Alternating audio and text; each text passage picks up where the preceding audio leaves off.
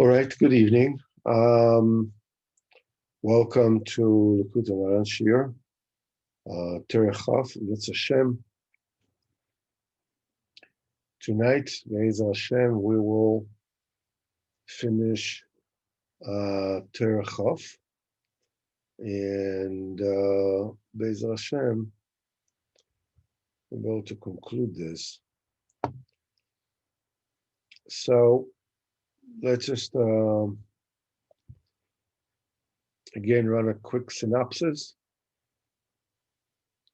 Every time we are recapping the Torah. Hopefully, B'ezrat Hashem, Kodesh Baruch Hu should help us. That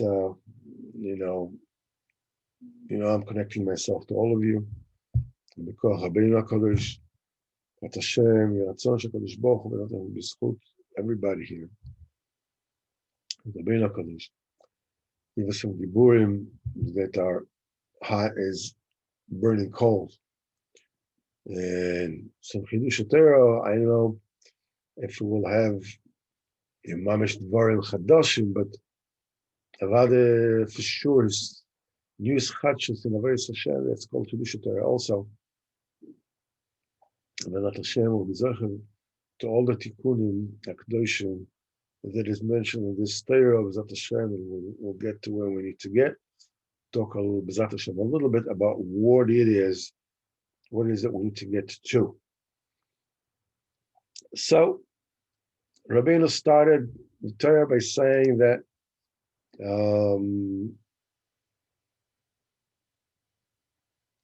there is a neshama that is the portal that all the commentators of the Torah receive from it, and that neshama, suffers greatly in this world, great yisurim, and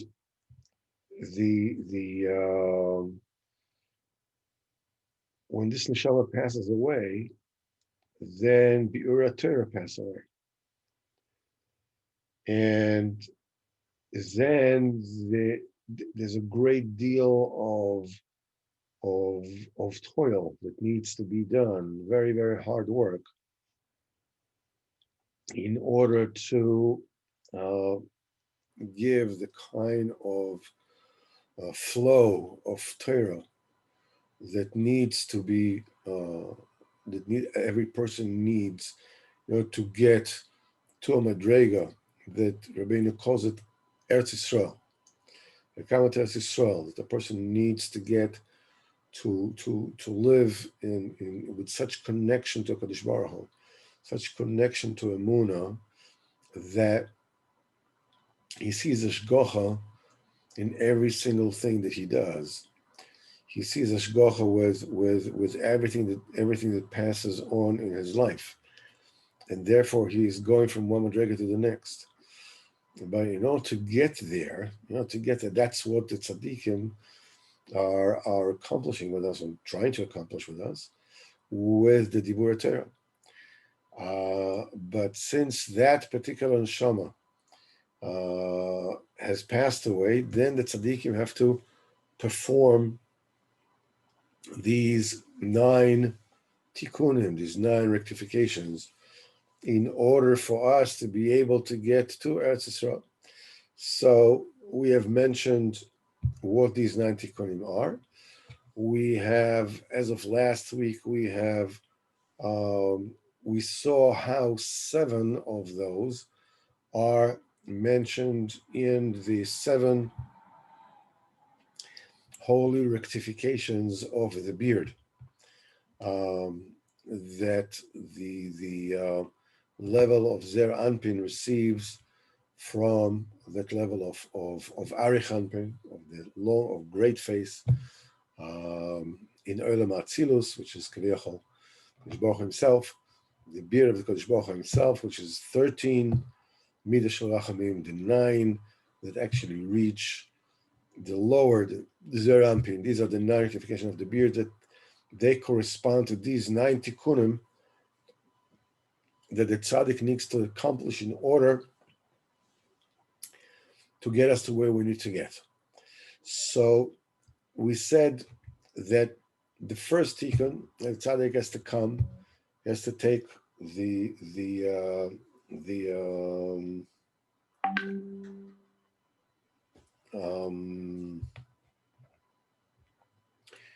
tzaddik gets to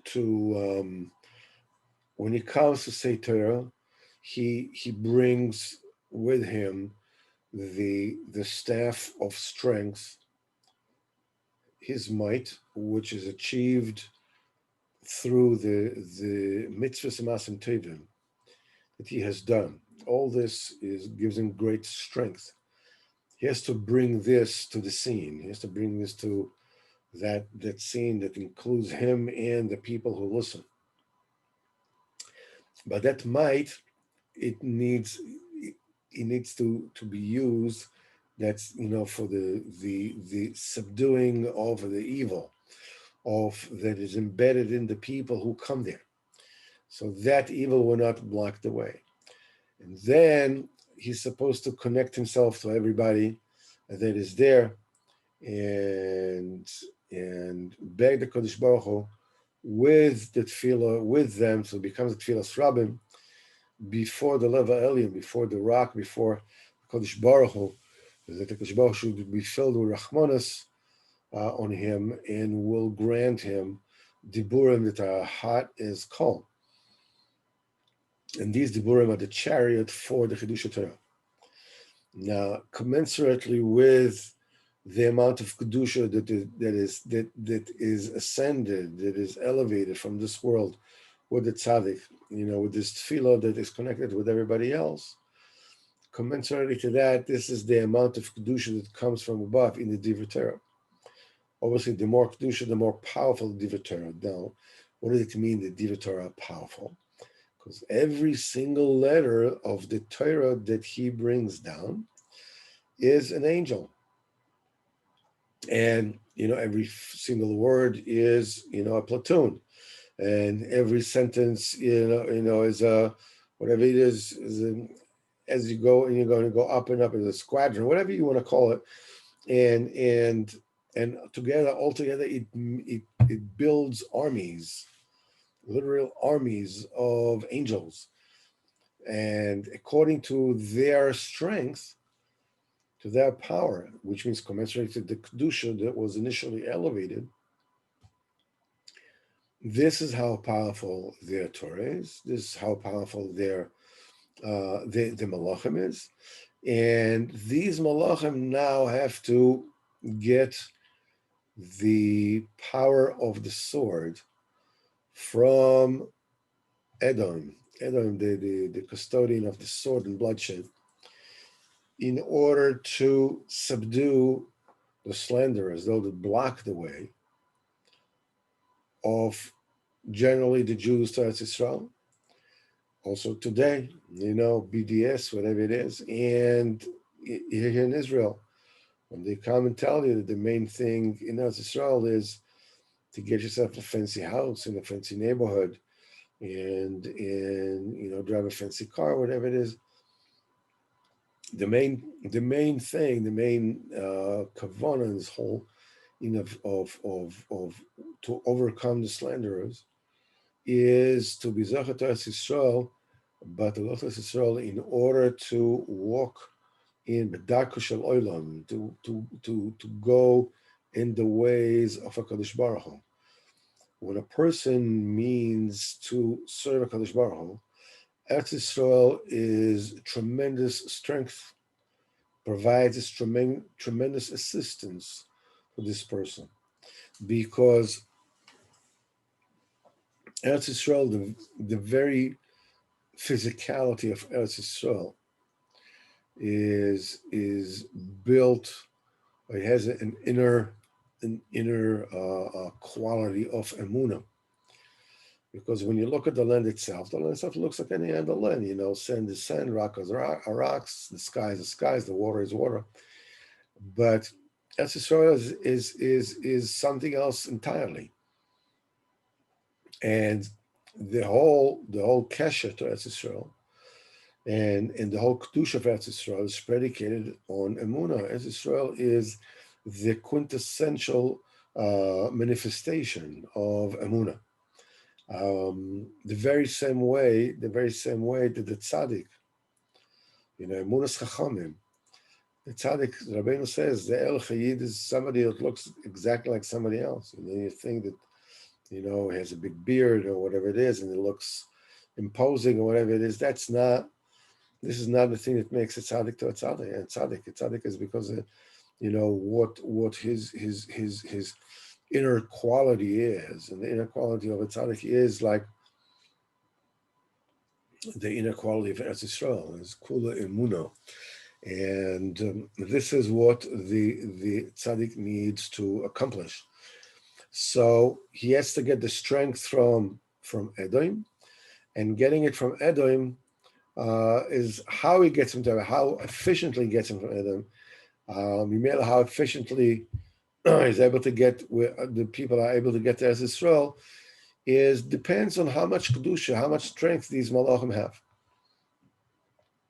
So once you get to Eretz Yisrael, it says, then, before you get there, you're a long way from home. But once you get to Eretz Yisrael, this is when he says, then you're called somebody who is already coming back from battle. He's taking off his sword, and then he is called a winner.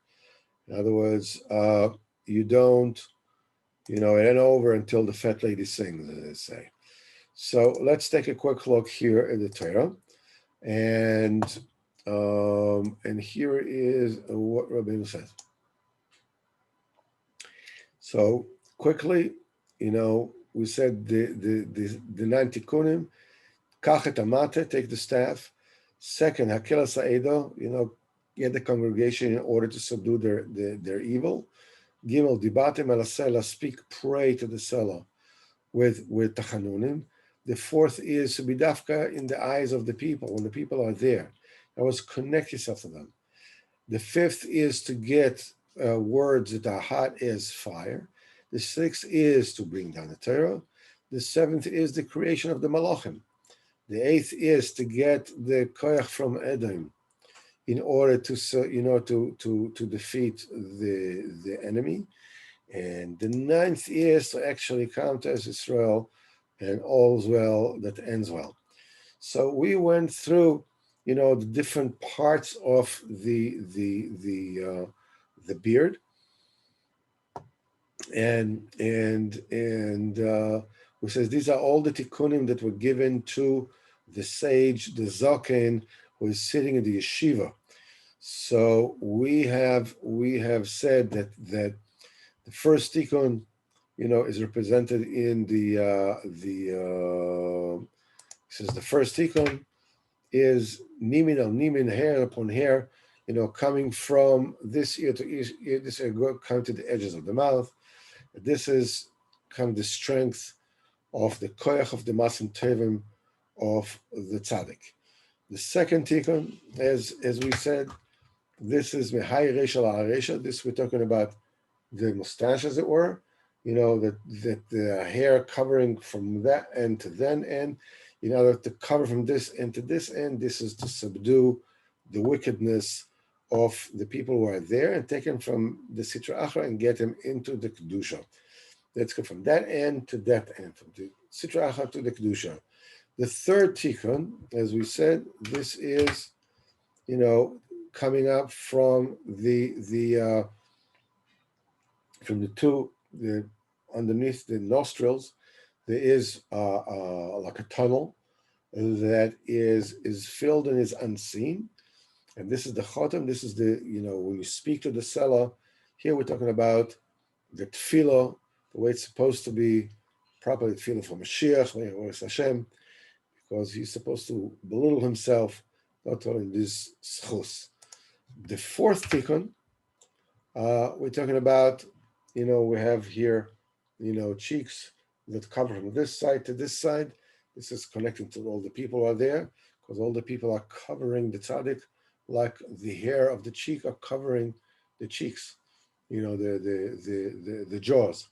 So this is that the people who are clamoring to the tzaddik are covering him. This is the fourth tikkun. And the fifth tikkun, it says the two red apples that are seen above the hair on the cheeks. This is talking about tapuch. It talks about the maftech alev tapuach. The maftech is the same letters that open, how that opens the gates of the supernal heart, and hot diburim pouring forth. That's why they said that they're red like apples. The sixth tikkun is, it says that that's the front of the beard that is hanging on like on a straight line, on a single hair, as it were, like a string, hairline, as it were. And this is Talin Ukmin, they're very, very strong. There's a great dinim, and it comes all the way down to the chest or the stomach. This is Abshachas HaTorah. This is bringing down of the Torah. It says all the way down, which means the main thing of the Torah is the main chokhmah is, the kavana is to bring such a Torah that can bring you to a Kadosh Baruch Hu, that fills your insides. It's not just intellectual knowledge that you know, but it's something that you live. And this is Torahscha b'toch mea. Your Torah is in my stomach. In other words, it fills me. This is my sustenance. This is what I am, not just something which is extra. I happen to be a person. It's like and I learned Torah, so I'm a doctor for Torah or a professor for Torah, or I'm a, just. But no, but this is what I am. And the seventh tikkun. The seventh tikkun, we said this is the creation of the malachim. As this is Sifson, we said this is the lips that are clear from all hair. Sukkah kavada, that are red like a rose, ispanon, that are not covered. I know this, we're talking about this is the creation of the malachim. That it says beruach piv kol tzvam, with the air of Hashem's mouth, all the armies are created. And the fact that it says they're also red like a rose is because here we're talking about extremely exalted malachim. He said, "Bivchenas mishosov eshloyet." His servants are extremely hot fire. Even obviously regular angels are extremely high, but we have 10 levels of malachim, like there are 10 levels of Kedusha in Eretz Yisroel. Here we're talking about very, very high level of malachim that is hot, that is like extremely hot fire. Obviously, the higher they are, the stronger they are. And now we are getting to the eighth tikkun. We're starting from tonight.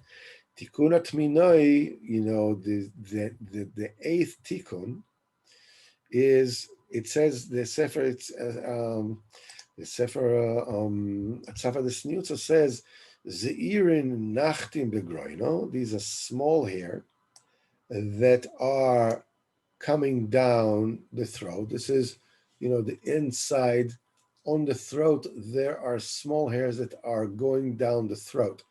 They don't, they don't jut out with the beard, but they're here. They're going down the throat. And it says, they cover up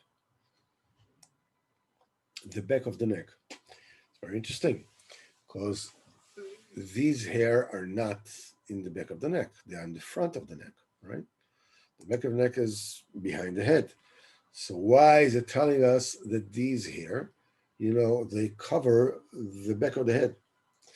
So this Rabbeinu says it comes to allude to the fact, Hainu lekabel koyach me'edoim lachnia ha'oivim, to get the strength from Edom, the custodian of the sword, lachnia ha'oivim, in order to defeat the enemies, hapoinim oref, that turn their head to HaKadosh Baruch Hu and His Torah.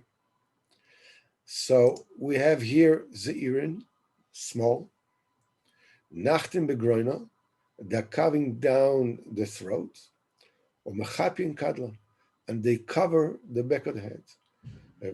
Zeirin is 1, Nachtim Begroina is 2, Mechapin Kadla, the cover back of the neck, is 3. So we're talking about 3 qualities here, and they all constitute the Malachim receiving the koyach from Edom to subdue the Rishon. And this is how it works. Zeirin, the small ones, this alludes to Edom. Ze b'chinas koyach Edom. This is the strength of Edom. Why? Why is small referred to Edom? B'chinas, HaKadosh Baruch Hu said about Edom, I will prove, at the end of the days, I will prove that you are the smallest of all the nations.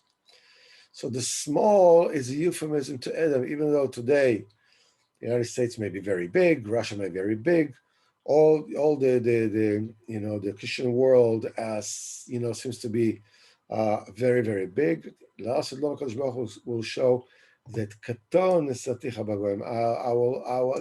I've made you the smallest of all the goyim. Zeirin, this is the koyach of Edom.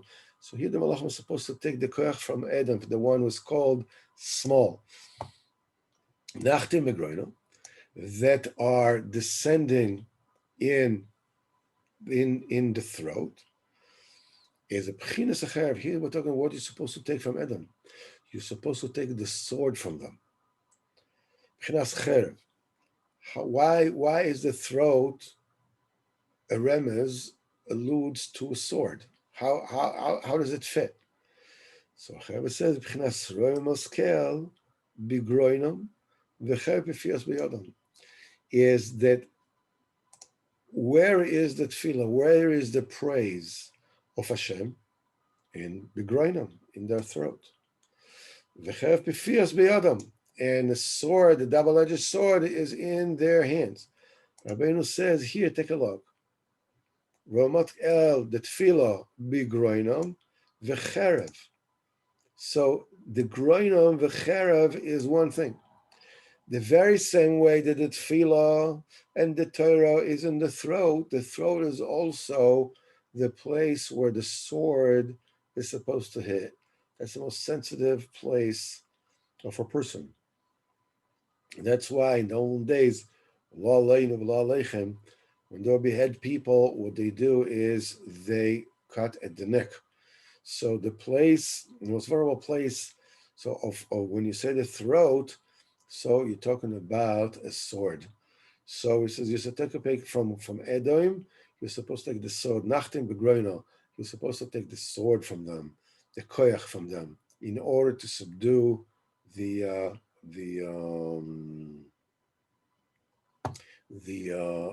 enemy. This leads us to Tikkun HaTshiyah. This is the 9th Tikkun. 9th Tikkun, Rav Revin, Uzeirin, big ones and small ones. Nachtim Shikula, they're coming down, very, carefully weighted. Hainu Pchinas Eretz Yisroel. Because Eretz Yisroel, Shenechla Kol HaShvatim, Eretz Yisroel was divided to tribes. And the tribes themselves were likened to Chayas Ktanos and Gdolos. David HaMelech says in Tehillim, Sham Chayas Ktanos and Gdolos, there you have small and big animals. The Shvatim are called animals that are small and great. Eretz Yisroel, every single Shevet, is likened to a different kind of animals. Some are called small, some are called big, because in Eretz Yisroel, every single tribe got a chelik in Eretz Yisroel according to how many people there were. Some got more, and some got less. That's why it's called large animals and small animals, each one according to how big his chelik in Eretz Yisroel was. So this is, now we're talking about Eretz Yisroel. It's called Rabbim Zeirin, Nachdim B'Shikula. They are coming down in with precise number,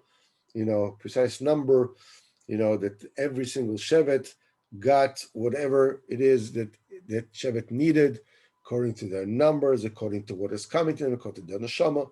It's a very interesting thing. We'll talk a little bit later. With these things, all these 9 tikkunim, a person is found to be mighty and decisive. It says, Aminu says as follows: when a person arrives to a level of Eretz Yisroel, Azai Nikra Gibar Tokif, then he's called mighty and strong. Because before the person comes to a level of Eretz Yisroel, Azai Al Yisrael Choyim Fatech. Somebody who is preparing to go to battle should not boast as somebody who is already taking off his weapons, because you don't know how it's going to be. Is he going to succeed? He's not going to succeed. What's going to be with him? But afterwards, but when he is finally winning the battle, then he is called a man of war. Says this Torah of Nosson writes here, this Torah named Rabbi Rosh Hashanah was saying Rosh Hashanah on the pasuk Asher Am Yodei Torah. As we say in Rosh Hashanah, Asher Am Yodei Torah, Hashem Bo Panecha Yaleichun, Ach Lo Zachin Kabel Ktivas Torah Yodo HaKadosh, but we are not zeicha to receive from the Rabbeinu's handwriting explanation of this particular pasuk on this Torah. Because this particular Torah, we says this is Torah that is Lashon Rabbeinu Zal. All the Torahs, Rabbeinu said them, and Rav Nosson wrote them. But those particular Torahs that Rabbeinu says, when it says Lashon Rabbeinu Zal, means Rabbeinu both said the Torah and he also wrote it. And the Torah that we are reading are actually the Ksav Yad of Rabbeinu. And in the Ksav Yad, we did not get the final explanation of that particular pasuk. Also, additionally, it also says Kodem She'orma Torah, before he said that particular Torah. Siper Ezezman Mikodem, before he said before it, Maisen Ara, an awesome Maisen. Shera b'mokav shana, that Rabbeinu saw. It's a vision Rabbeinu saw at a place wherever this awesome level that he saw it, whether awake or in a dream. And he said that this Torah, this particular Torah, the 9 Tikkunim Akirin, is an explanation on this awesome vision that he said. Hashem, he says, B'ezrat Hashem, we will explain these words in a different place. Be'ezer Hashem Yisbarach. This particular just to say something a little bit more about the Indian of Eretz Yisroel, of the Shvatim, which is extremely interesting. As you remember, before Am Yisrael came to Eretz Yisroel, we said, that Zeirin, that Varavim v'Zeirin Nachtem B'Shkola, great ones and small ones come down with very precise measurement, very precise. So we said that every single shevet, every single tribe in Eretz Yisroel got his lot, his place in Eretz Yisroel with great mishkal. If you notice, before Moshe Rabbeinu came, that's to Eretz Yisroel. So Bnei Gad, Bnei Reuven, the children of Gad and the children of Reuven came to him, and they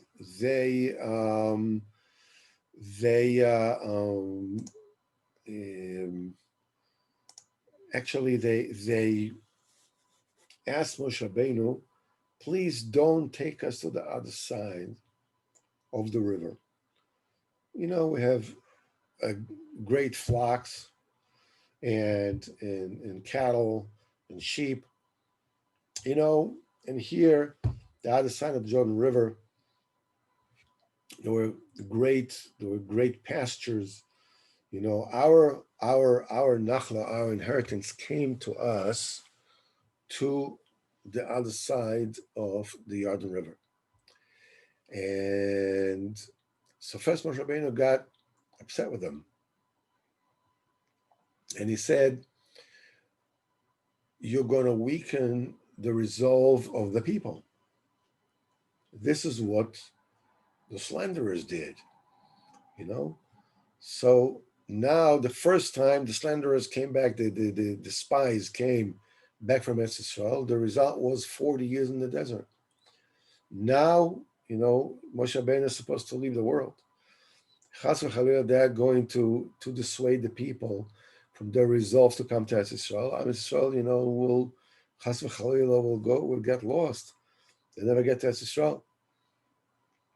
So this is Chas v'chalila, we're going to go in, we're going to fight with them, whatever it is. So Moshe Rabbeinu says, if you're going to do this, then okay. He tells the people, listen, if they're going to fight with you, you give them their lot in Chutz La'aretz, in the other side of the Jordan River. If they don't, then they have to go into Eretz Yisrael together with you, which is a very strange kind. In other words, to be on the other side of the Jordan River is a prize. Now, if they don't do what they said they're going to do, you make them go in. Interestingly enough, when he gives the Nachos Eretz Yisrael, Moshe Rabbeinu not only says that the people should, Bnei Gad and Bnei Reuven should get their nachla if they, of course, keep whatever the condition that they said on the other side of the river, but he adds onto that a half of the tribe of Manasseh. The tribe of Manasseh never asked to be on the other side of Jordan River. Only Bnei Gad and Bnei Reuven. They're the only one asked. So why does Moshe Rabbeinu not only gives it to Bnei Gad and Bnei Reuven, but he also adds to them half of the tribe of Manasseh? What's a half a tribe? What's going on here? But there is a great Dvar Torah, which I saw, mamash escapes my mind. The Makor. He says as follows: what's the thing that is different about Bnei Gad and Bnei Reuven? How is Reuven and Gad different than all the other tribes? And how does it connect to the half a tribe of Manasseh? So it says as follows. It's a murder thing. We found that Reuven, he lost the Bechorah. Why? Because he switched his father's bed. And vis-a-vis the great Madrega of Reuven, this was considered as if he committed adultery with Bilhah, the wife of Yaakov Avinu. She's the concubine there. So Chas v'Chalila, of course, he didn't touch her, but when Rachel Imeinu was mistalik in this week Pasha, Yaakov Avinu took his bed and put it in Bilhah's tent. Reuven was upset. Rachel, Rachel is the main wife of Yaakov Avinu. Yaakov Avinu puts his bed constantly in Rachel's tent, fine. But when she passes away, Yaakov Avinu puts his bed in Bilhah's tent. Now he get up and he fought for the honor of his mother. That ain't right. Okay, but the point is that here was a miscalculation, a major miscalculation on the part of Reuven. Reuven has to understand that everything that Yaakov Avinu does is Kodesh Kodeshim, especially when it comes to where his bed is. And Yaakov Avinu, everything that he does has nothing to do with physicality. Everything is Kodesh Kodeshim, has to do with Yichud Kusha B'chu Shchintei, and the Shechina has nothing to do with, with physicality. So for him to put himself in to this particular matter is considered a huge blemish of Gama Briz, to the point that he lost the B'chor. Okay. God is the son of Zilpah, the first son of Zilpah. Zilpah was the maiden servant of Leah that Lavan gave her to Leah. And when Leah stopped giving birth after 4 children, she took her, she took Zilpah and she gave it to Yaakov Avinu. Now, how did she know to do this? Because Rachel did it before. When Rachel saw that she could not give birth, that she was barren, what she said, she had this famous exchange with Yaakov Avinu, and she tells Yaakov Avinu, then take Bilhah, take my maiden servant, and marry her. And from her children, it'll be considered like it's my children. And Yaakov Avinu did that. Then we said that Leah saw that she stopped giving birth, so she took Zilpah and she gave it to Yaakov Avinu. The difference between the two is that Rachel told Yaakov Avinu to take her. She consulted Yaakov, and Yaakov Avinu agreed, and then he took Zilpah. Leah did not ask Yaakov Avinu. Leah just took Zilpah and gave her to Yaakov Avinu. There is a very, very, there's a similarity between Reuven and Gad. In both of them, we find that there is a certain chisaron, there's a certain blemish in the Kiddushin. In the Kedusha, there's a certain blemish. In Reuven, there's a pgam, that, but the Reuven, the pgam of Reuven is not, when he exchanged the beds, but rather that his mother initially was exchanged, because Yaakov Avinu married Rachel, and Lavan switched her with Leah. In the morning, he found that it was Leah. And Reuven is the son that was born out of that union. Yaakov Avinu had in his mind, he thought that he was with Rachel. Really, he was with Leah.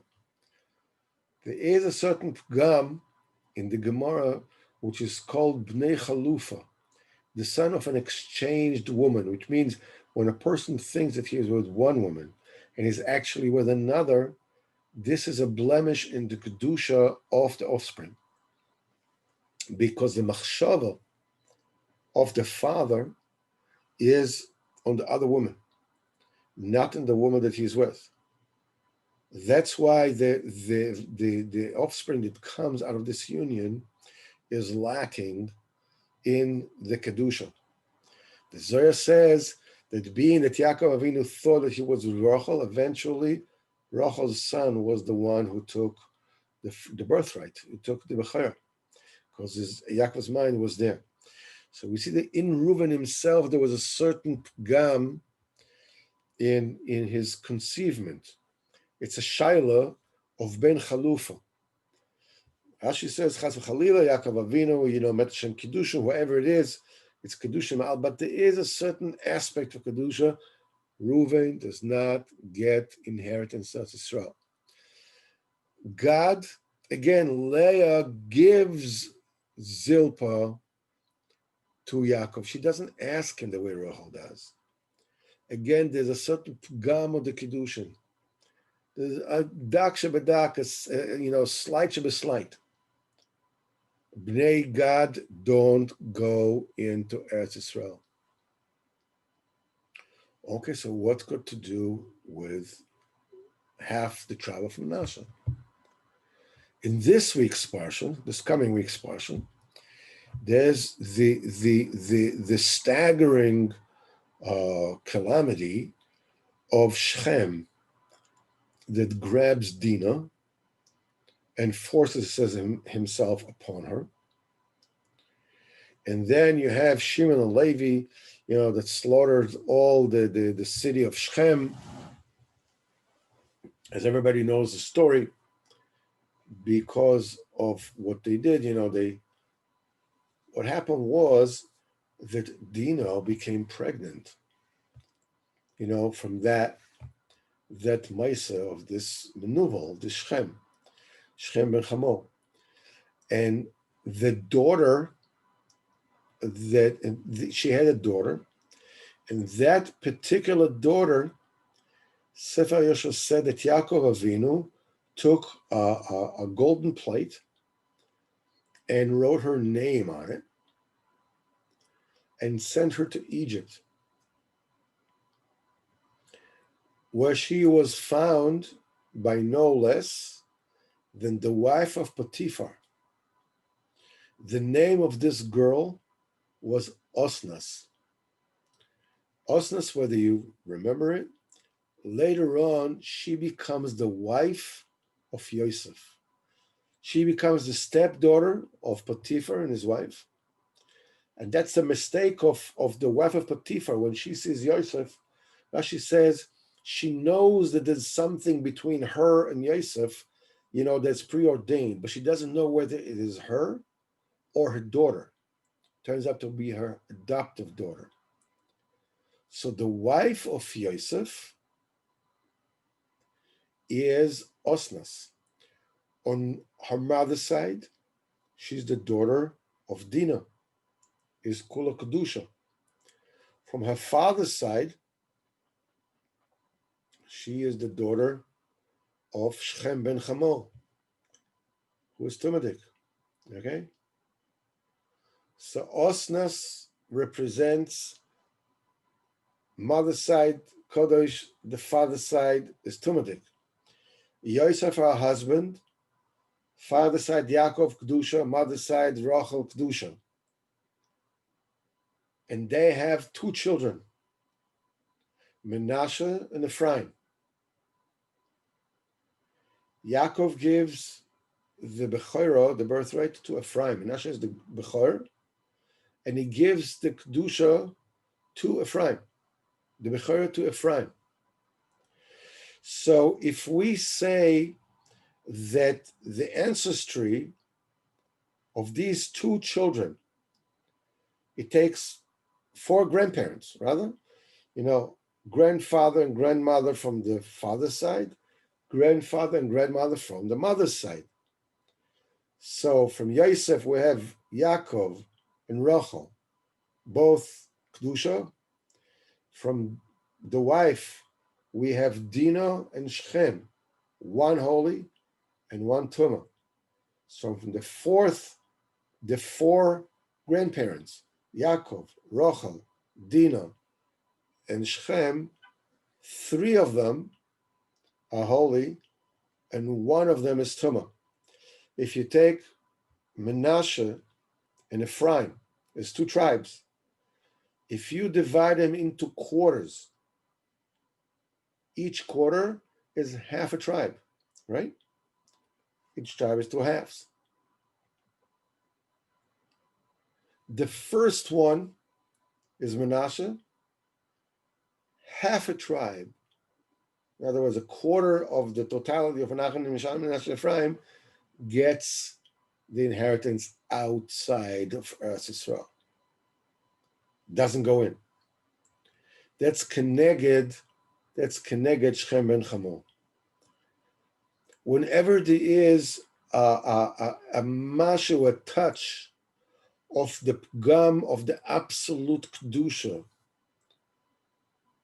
in the progeny of Yaakov Avinu,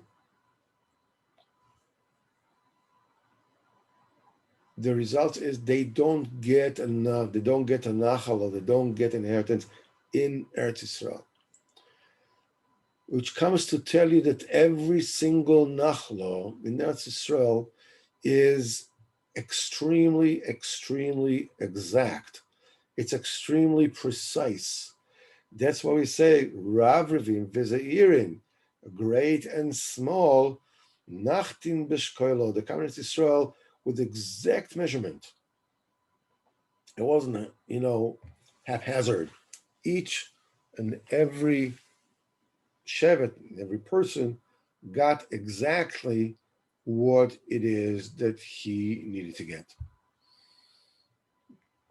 It all brings us to this in of coming to Eretz Yisrael. As we said before, the main thing of coming to Eretz Yisrael is derech hamelech nelech. We'll walk the way of the king, the king's highway. They means we are going to go in b'derech shel malka shel olam. The main purpose of everything that we're doing is that we should walk in the derech of HaKadosh Baruch Hu. And when a person gets to Eretz Yisrael, to a bechina for Eretz Yisrael, as we said before, he starts to see in everything that happens to him the hashkoch of HaKadosh Baruch Hu. You get to feel that whether things go your way or they don't, nevertheless, you always see the hand of Hashem. When it's a difficulty, okay, so right now, HaKadosh Baruch Hu wants me to work hard for what I need to. And when it's easy, it's easy. If I'm going through easier time or harder time, Hashem is always with me. You start to get this immediate closeness and intimacy with the Kodesh Baruch Hu when it becomes obvious to you that Hashem always listens to you. It becomes part and parcel with your being. In other words, when you are facing whatever difficulties you might be facing, the question is not whether things are hard or easy for you. The question is, are you coming towards it from the point of view of Eretz Yisrael? In other words, I belong in Avodas Hashem. I belong b'derech hamelech nelech. That's what I need to do. Once I come to that, okay, sometimes you're high, sometimes you're low, as we'll see, at great length in Torah Chafei,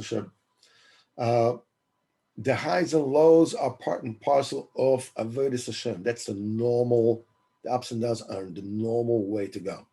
That's the normal way how you go from one level to the next.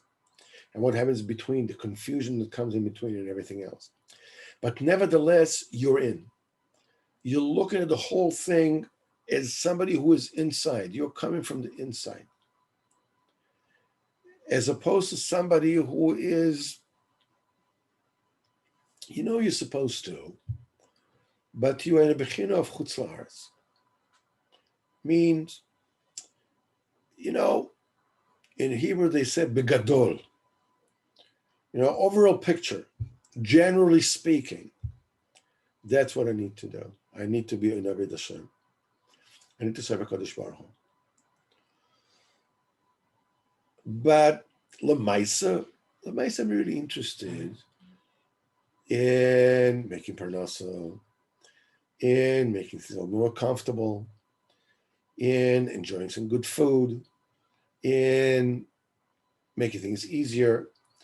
And, the corner of my mind, it's something rings that, you're supposed to be an Avodas Hashem.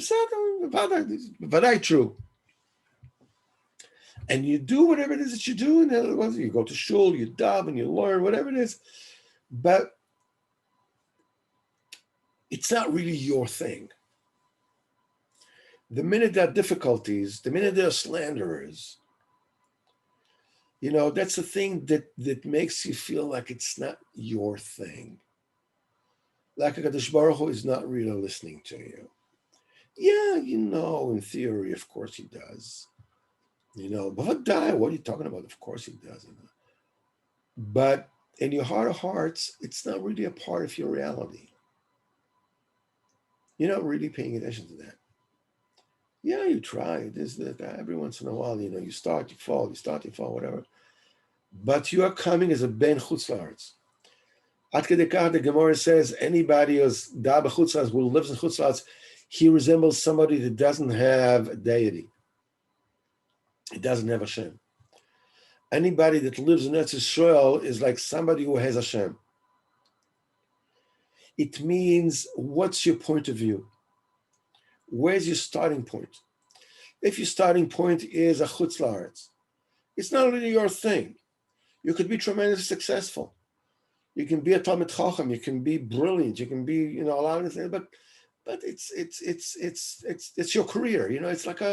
It's a separate thing to what you are. It's not Torah b'toch me'ai. It's not your Torah is in my stomach, in my insides, in my veins. But when you reach a madrega of Eretz Yisroel, you might have, overtly very little to show for it. The other people who are far greater Talmidei Chachamim than you. They know far more than you.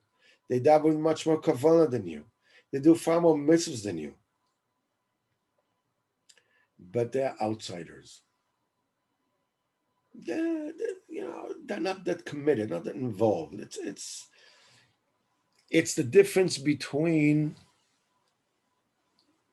decision and being obligated. When you decide, it means that you have a reason. You're a reasonable person. You have a reason, so you decide that way. What will happen if somebody will sway you? There'll be a slander. I'll give you a different reason. Then you do a different thing.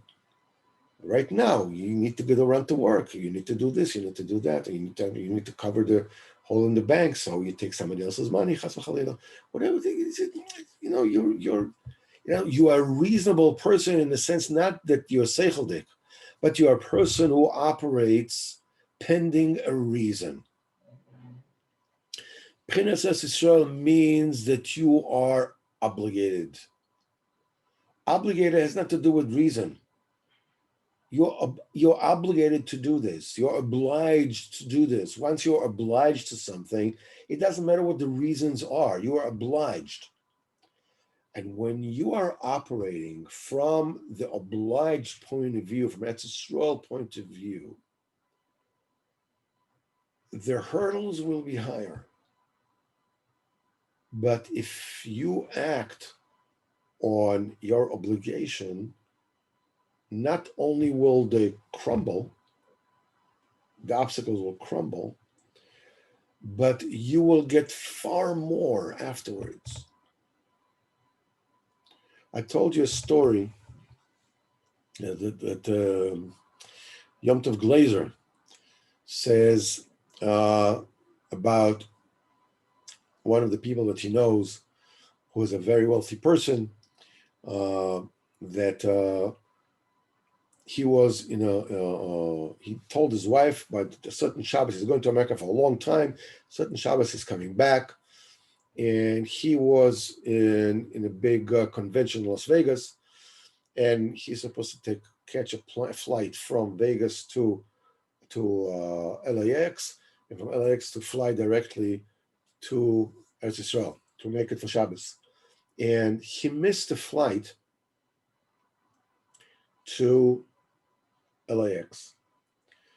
The next flight, his flight to Eretz Yisrael is already going to be gone. And it's like, I don't know, it was Wednesday, Thursday, whatever it was, he won't get home for Shabbos. So he says, before he actually takes out his phone and write his wife a message, I won't be able to make it for Shabbos. He says, but I give my word. My word is that I will be home for this Shabbos. And our word is the only thing we have. That's it. We don't have anything else. what he did, he took his phone, and he searched online for a fast jet, somehow to get himself to it. And it turns out that there is a company, a private plane company called Fast Jet.